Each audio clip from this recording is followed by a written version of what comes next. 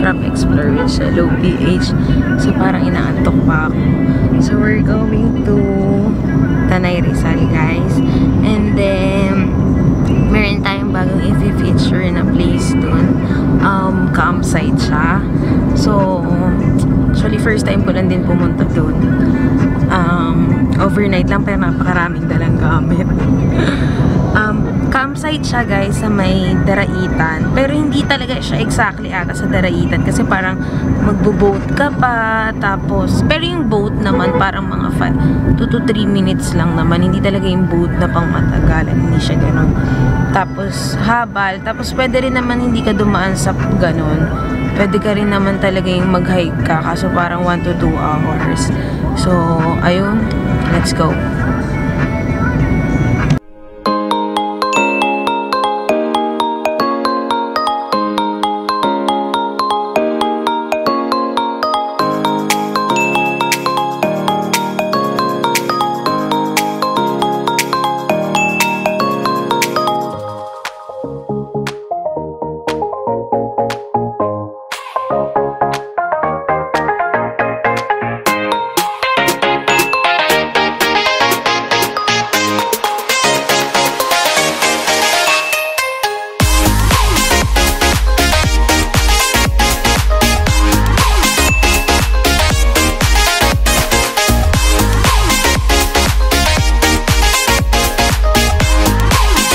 A few minutes later. Hi, B! Pagod na. Wala pa sa mismong place, guys. Medyo hingal na ako. Ayan. Papunta na kami. Walk na. So, nakita nyo naman kung ano yung pinagdaanan namin. So, better na. Okay, masyado magdala ng maraming gamit at OOTD. Pero kasi, kailangan nyo magdala ng pillow and blankets there kasi tsaka towel kasi hindi nila provided. So, kailangan talaga magdala nun. And then, siguro lesser or yung mga lighter na damit na lang yung dalhin nyo, guys. Wait lang. So, yun. Pagkarating nyo sa may tulay, dun sa may Daraitan, kailangan nyo sumakay sa platform ng boat, which is 10 pesos each. And then, pagkadating dun, may tricycle, may susundo sa inyo, sila Kuya Pierre. Yung tricycle is 60 pesos. Tatlo na kami dun, guys. After nun, maglalakad kayo ng 5 to 10 minutes. Sorry, hinihingal ako, ha. 5 to 10 minutes. And then, yun yung pinakita kong boat sa inyo. Doon kayo sasakay. Pero may iba pa silang boat na mas malaki. Today kasi wala, eh. Ayun. 10 pesos each din yung boat na yun, guys. Tapos ngayon, naglalakad na kami. Going to Bulod campsite na. So, ayun. Siguro after nitong clips na to, nandun na kami mismo sa place ng Secret Paradise here in Tanay Rizal. So, see ya! Water.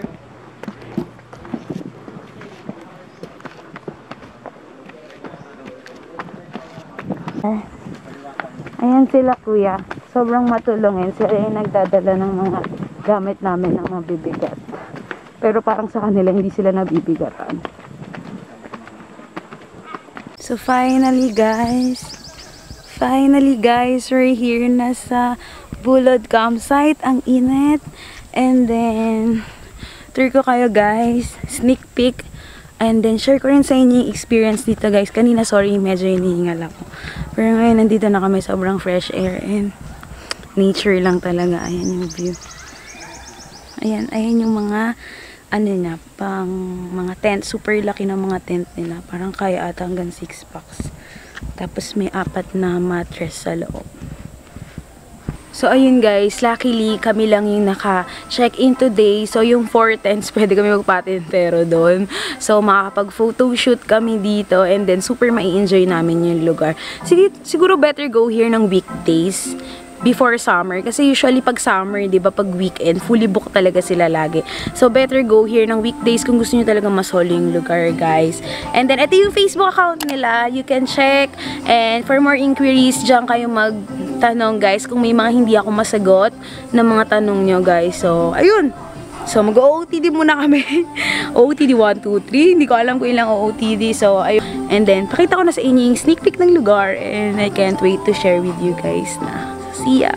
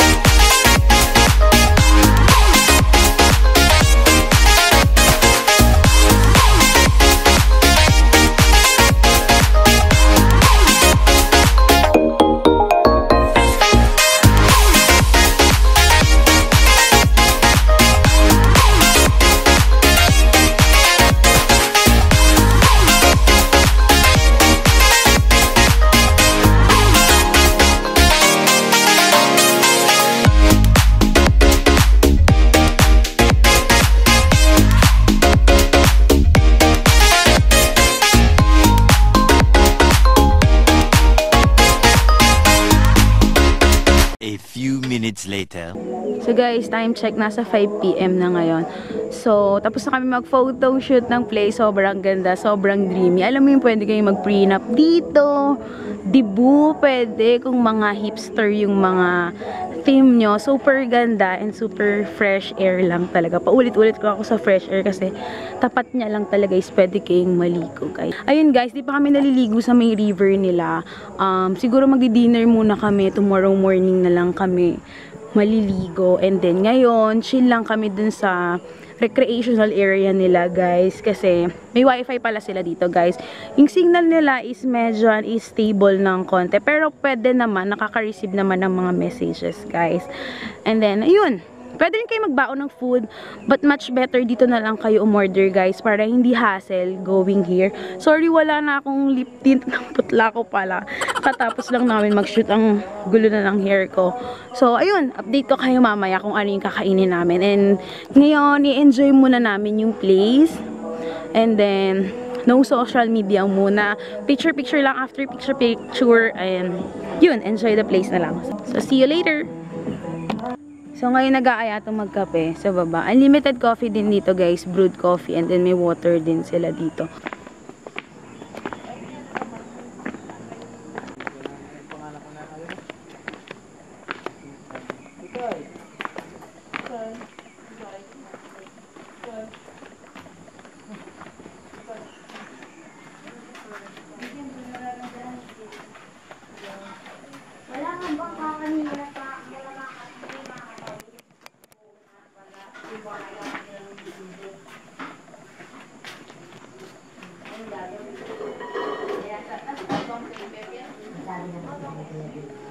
So, coffee. Ito yung coffee nila na free. Brewed coffee, guys. Lagay ka na. Apa. Okay na ba yun? Sige lang. Okay na ito. Hindi naman yun tapos gagawin din. Hindi ako naman. Marunong ka. A few minutes later. So guys, time check. Magsi 7 PM na. So halata naman madilim na ako. Fresh from bath na rin ako, nakaligo na rin ako. Ayan. Wala na rin akong makeup sa mukha. Then nagsi-start ng lumamig dito, guys. Sobrang lamig ng place. Kaya siguro much better magdala kayo ng jacket nyo or mga sweater, jogging pants, mga ganun, guys. Leggings. Kasi malamig, guys. Kanina hindi namin ramdam kasi umaga. So, akala namin mainit pero hindi pala. Mas malamig siya paggabi. So, wala nang fan yung mismong tent, guys. Kasi no need na talaga. Hindi rin siya aircon. Pero may improvide silang electric fan dito. Ayan. Pero pag parang magagamit nila lang yun pag mga lunchtime eh. Kasi pero paggabi, no need na talaga, guys. So, ngayon, hinintay lang kami. Magdi-dinner na kami mamaya. Yun nga, nasabi ko kanina. ang sabi ni ate for the food is good for sharing 150 pesos kapag mga gulay and then 300 pesos for pag mga beef o pork, mga ganyan. So, good for sharing daw, guys. So, titignan ko kung totoong good for sharing. Sana marami. And then, yung rice nila is nasa 30 pesos lang, guys. So, yun. Much better siguro dito na lang din talaga kayo umorder para less hassle sa mga dala nyo. Kasi pag going here, nakita nyo naman yung dadaanan nyo bago kayo makarating dito, diba? So, yun. Siguro pwede kayo magbaon mga cup noodles, chips, mga ganon, biscuits, water. Yun, pwede naman yun. Pero, yung unlimited coffee sila dito. Tapos, yung water nila mineral naman. CR. Super linis ng CR nila and okay yung tubig. Kasi, diba usually, pag mga ganitong camping, ako, personally, pinoproblema ko yung CR, maarte ko. Pero dito, guys, ang ganda ng CR. Bali feels ang eksena niya. So, no need to worry ng CR nila. And ang dami nilang CR, guys. Parang 1, 2, 3, 4, 5, 6, 7, 8. Parang magkakaiwalay, guys. So, parang kahit madami kayong barkada, family, okay lang kasi hindi kayo mag-aagawan sa CR. Kung matagal kayong mag-CR.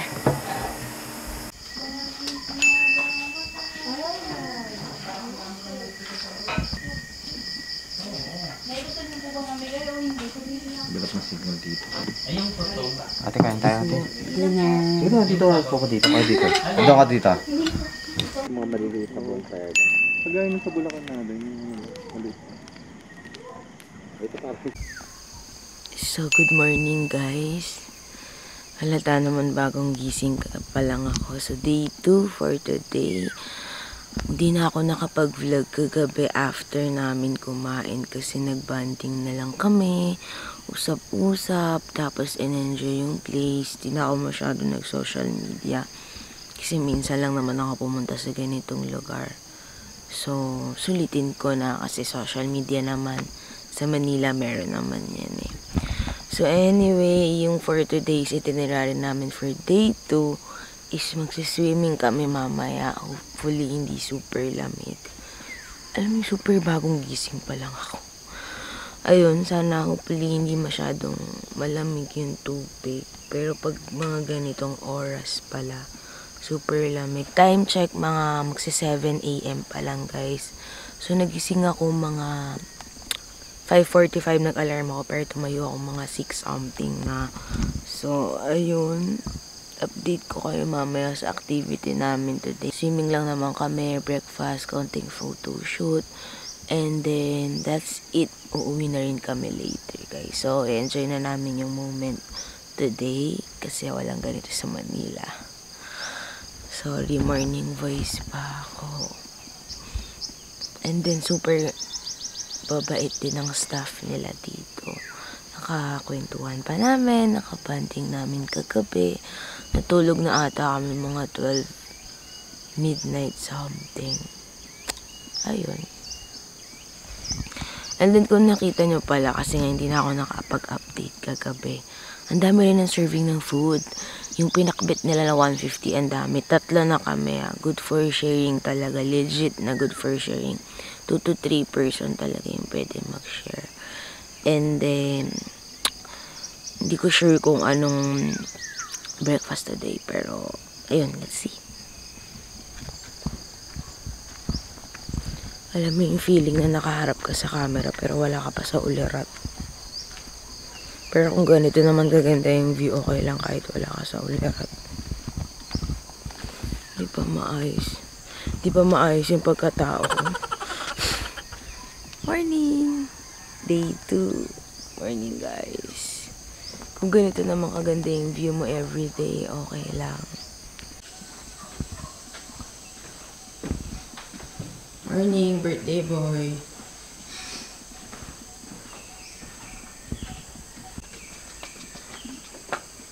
Morning. Morning. Aga yan.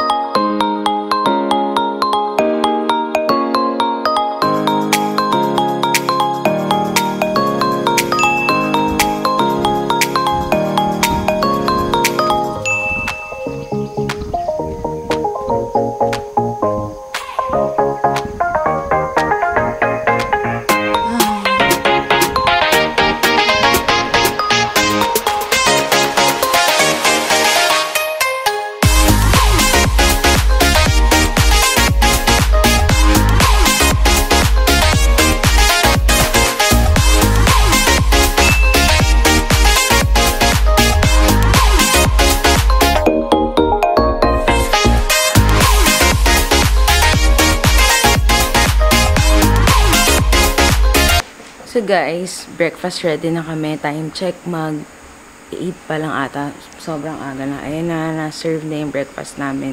Yung egg with broccoli and then yung hotdog nila tsaka garlic rice. And then, hinintay ko na lang yung dalawa kasi kumuha sila ng coffee sa baba and then water. And then yun, breakfast na kami. Gutom na din ako.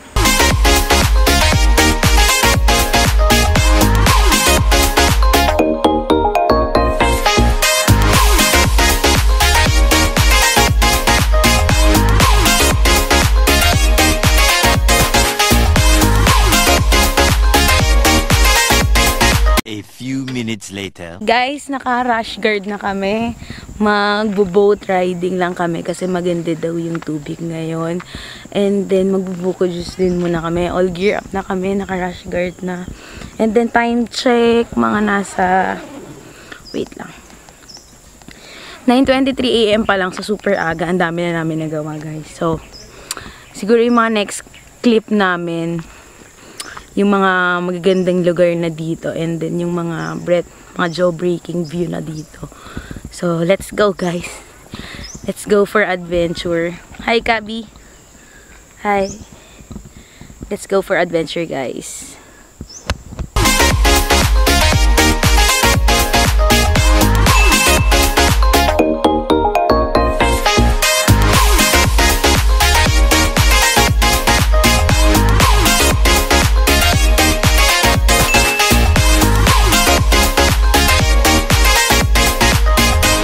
So guys, waiting na lang kami sa boat namin. Hi ka naman. Safety gears guys, meron kami. So mag-i-stroll lang kami mamaya kay Kuya. Sama namin si Kuya, ayan. Ayan na siya. Then naka-aqua shoes pala kami guys.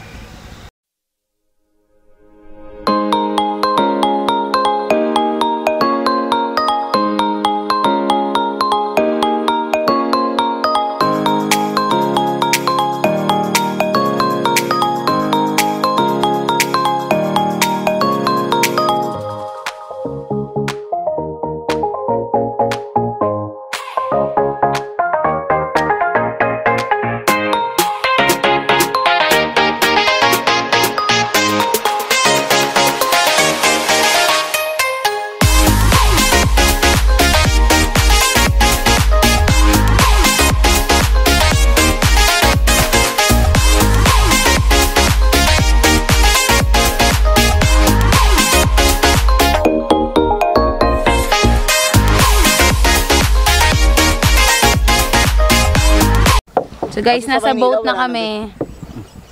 Hi, si Kuya. Boat na kami ngayon guys. Sobrang ganda dito. Tapos sobrang ano lang yung lugar. Tahimik, mga ibon lang maririnig mo. Tapos yung kapatid ko takot na takot. Ayan. Sa harapan si Jello eh. So secured naman kami kasi mga naka-life vest naman kami. Tapos naka-aqua shoes. Tapos naka-rash guard kami guys. Pero ang ganda ng lugar. Tapos kasama namin si Kuya Alan. Tama ba Kuya? Kuya Alan. Hi Kuya! So pag magbo-boat riding kayo kay Kuya Alan kayo guys. Sobrang tahimik lang. Kami lang ata maingay dito eh.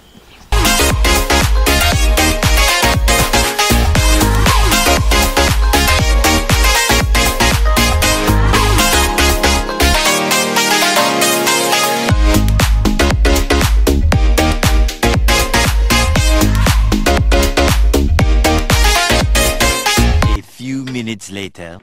So guys, tapos na kami mag-boat riding. Tapos naligo na rin kami. Doon kami sa side ng walang masyadong tao. And hinok pa ako. Sobrang linaw ng tubig doon. And mababaw lang. Marami din bato. Pero yung mga bato naman nila, hindi naman nakakatusok. Kasi parang mga panghilod. So ligo lang kami kasi mamaya mag-ookob kami. Mag-ookob kami. So update namin kay mama. So guys, fresh from bath na. Nag-ayos na rin kami ng mga gamit to make sure na walang mga kalimutan. Alam mo, ang ganda ng CR dito guys. Sobrang dami, sobrang linis. Yun talaga yung tuwan-tuwa ako. And then mag 12:30 check out namin dito guys. So try pa namin mag-ookob later. Fresh book. So chill muna ngayon kami. Pahinga lang. Ayun, actually marirecommend ko talaga tong lugar na to kung gusto niyo ng adventure, tapos plus chill lang din. Kasi hindi lang talaga siya staycation kasi yung magagawa ka rin talaga mga activities. So guys, that's it for today. Nakita niyo naman yung experience namin dito. So umuulan na ngayon. Ready for checkout na kami. Pero ayun nga, biglang umulan dito. So sana nag-enjoy kayo guys. Sana parang nakapunta na rin kayo dito. And sana pag na-up ko to, marami pang pumunta dito. Kasi para ma-experience nyo rin yung tahimik, malayo sa stress guys. Dito kasi talaga mga puno lang, bundok, tapos ilog lang yung makikita nyo. Ayun guys, punta kayo dito. Check itong Facebook account nila, Bulod Campsite. Or check nyo rin yung Airbnb nila. Lalagay ko yung info below. And ayun lang, that's it for today guys. And thank you for watching kung umabot ka dito. And don't forget to subscribe, hit na notification bell para lagi kayong updated sa mga vlog namin. And see you on our next vlog. Bye!